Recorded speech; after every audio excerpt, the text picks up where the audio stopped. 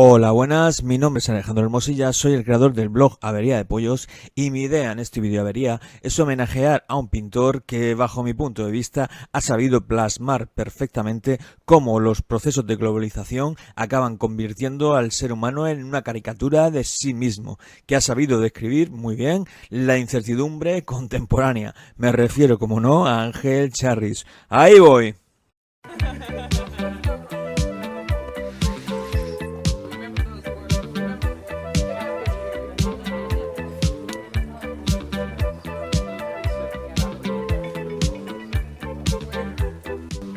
Tengo la impresión de que una vertiente de la pintura de Ángel Mateo Charris está dedicada a pintar fantasmas, un mundo, el antiguo orden burgués que ya se fue, pero que él disfruta rememorando en su imaginación, observando cómo ha ido convirtiéndose en un territorio vacío a medida que él ha ido creciendo, transformándose en una frontera lejana en la que sus personajes se ven confrontados por varios enemigos, la angustia, el absurdo y el disparate que el pintor consigue hacer copartícipes de su arte y convertir en aliados. Lo cierto es que pareciera que no importara dónde vayan ni dónde estén los protagonistas de sus retratos porque siempre están solos, aunque esta soledad no provoca lamento alguno porque de cierto modo se entiende que ellos mismos la han forzado, son responsables de ella, la han convertido en parte indisociable de una personalidad incapaz de imponer su visión del mundo a la realidad, lo que provoca esa frustración que desemboca en la insólita imagen que Charris retrata instantáneamente, casi como se estuviera produciendo ahora mismo delante de sus ojos y los nuestros,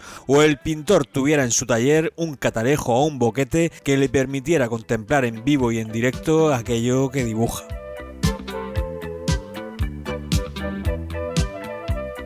Un aspecto fascinante de las obras de Ángel Mateo Charris es que parecen haber surgido sin esfuerzo, haber brotado de digestiones ligeras de comida. Sus lienzos son arte leve en el sentido que dio Italo Calvino a este término, un cruce entre Atún y algas de Ciudad Jardín y una novela de Albert Camus. Entre varios discos de Esclarecidos y de Talking Heads, una canción de Radio Futura escuchada en una piscina apareciendo en medio de un comercial televisivo sobre una exposición de Edward Hopper en Madrid. No obstante, la agilidad pop de su mirada me recuerda sobre todo a la que podemos encontrar en El tercer policía de Flann O'Brien. De hecho, no me extrañaría ver a muchos de los personajes que retrata en la novela del escritor irlandés. Tal vez sí, no como protagonistas y ni siquiera como secundarios, pero sí como paisaje de fondo de uno de esos escasos libros en los que, como ocurre en las obras de Charris, el arte se convierte en dibujos animados. Zumo de naranja diluido entre consignas culturales fantasmagóricas que se autodestruyen conforme las vamos escuchando o leyendo.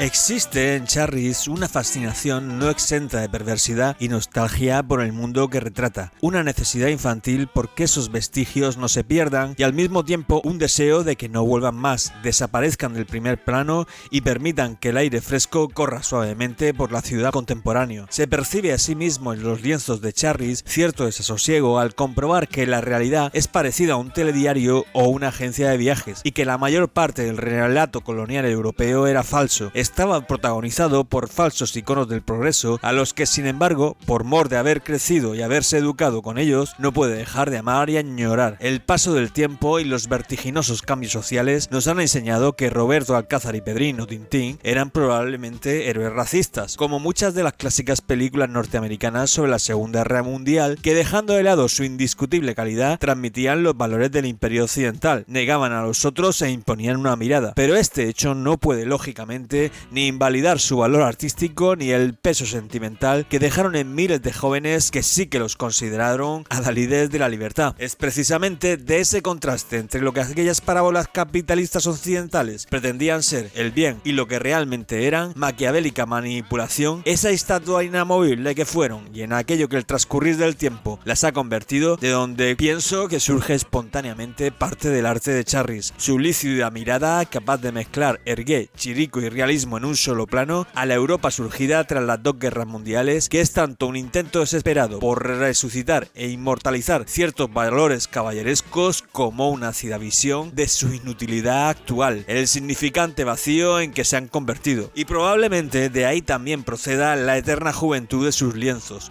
Cuadros que parecen burbujas de mirinda penetrando en la mente de David Lynch o aforismos extraídos de uno de los cursos dictados por Lacan, disolviéndose espectralmente a medida que se baila, se viaja o se incursiona en territorio desconocido o amigo, algo que no importa demasiado en última instancia porque en la pintura de Charris, como en el inconsciente y el capitalismo global actual, los límites se disuelven y son de tal modo resbaladizos que pasado y futuro e identidad y locura se entrelazan constantemente para forjar la huella artística, la personalidad del color.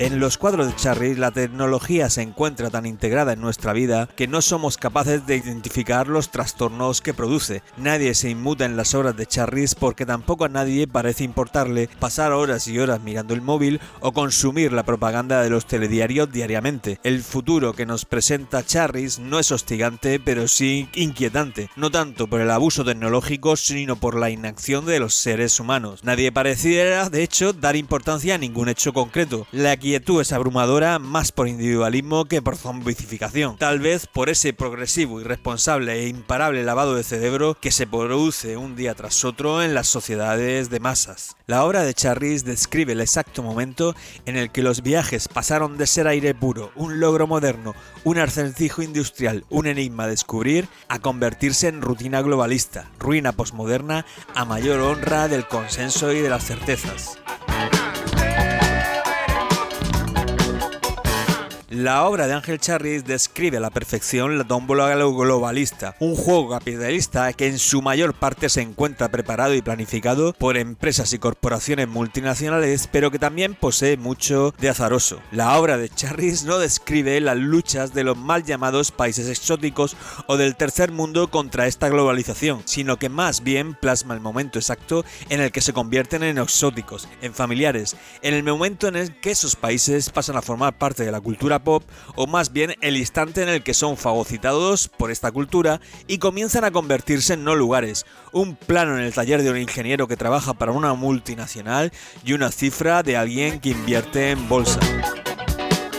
Charris en realidad es un observador, alguien que mira desde lejos y precisamente porque mira desde la distancia, porque no termina de implicarse, es capaz de reflejar el panorama global con objetividad, el carnaval del comercio, las frívolas mutaciones de la vieja nobleza y la alta burguesía que no han tenido ningún problema en arrojar la corona, los títulos y las buenas costumbres a la bolsa de basura de la historia, ni en brindar con Coca-Cola para celebrar sus nuevos pactos con empresarios, políticos y militares. La obra de Ángel Charris retrata con ironía y sobriedad el momento en el que la aristocracia muta de piel para confundir a las masas y asegurar su capital, el gatopardismo comercial, el gatopardismo pop, las catástrofes amables, la sonrisa del mundo orwelliano, el automatismo liberador, la liberación esclavista, el neolenguaje cotidiano. Charris, en resumen, refleja muy bien en muchos de sus cuadros el momento en el que un país, un paisaje o una cultura se transforman en un icono turístico,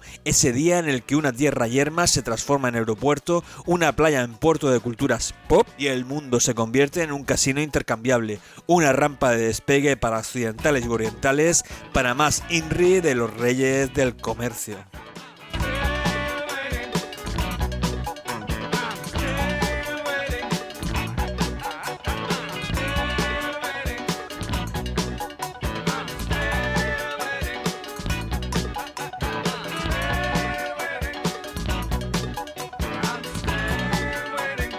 En gran medida, Ángel Charris sugiere que las consignas con las que millones de europeos se educaron ya no sirven, pero tampoco las proclamas de los profetas del desierto virtual o real, lo que provoca en gran medida la impotencia de muchos de sus personajes y contribuye definitivamente a la estructura vacía de sus paisajes, de los que la masa obrera desaparece a medida que el mundo entero se ha convertido en una gigantesca corporación capitalista. Un retrato de Antonio Vega divirtiéndose y sí, drogándose, pero no convertido convertido aún en un cadáver pálido. Sus lienzos aluden al tedio occidental, ese mundo donde la aventura ha quedado convertida en un viaje turístico y por lo general nos subimos a un avión tras otro para constatar con sorpresa que todos los lugares son familiares. No hay un hotel, de hecho, sin alguien que no sepa inglés, y los seres humanos transitamos perdidos y solos a través de un planeta que se ha convertido en un decorado de película, un comercial publicitario, una ventana de Google o una canción de pop.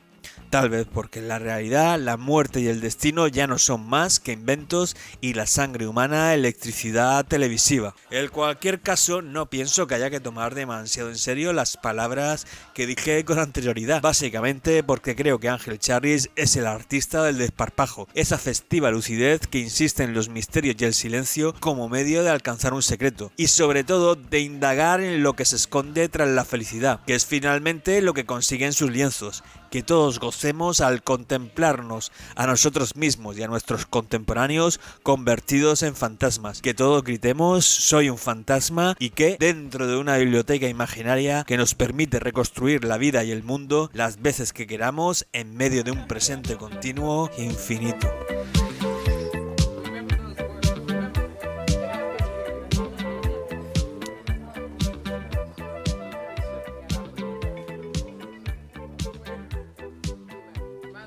Bueno, pues confío que os haya gustado este video de avería, que en gran medida pretendía homenajear a un pintor que ha sabido perfectamente plasmar la perplejidad que nos rodea a la mayoría de occidentales en este principio de siglo. Ángel Charris. Hasta la próxima.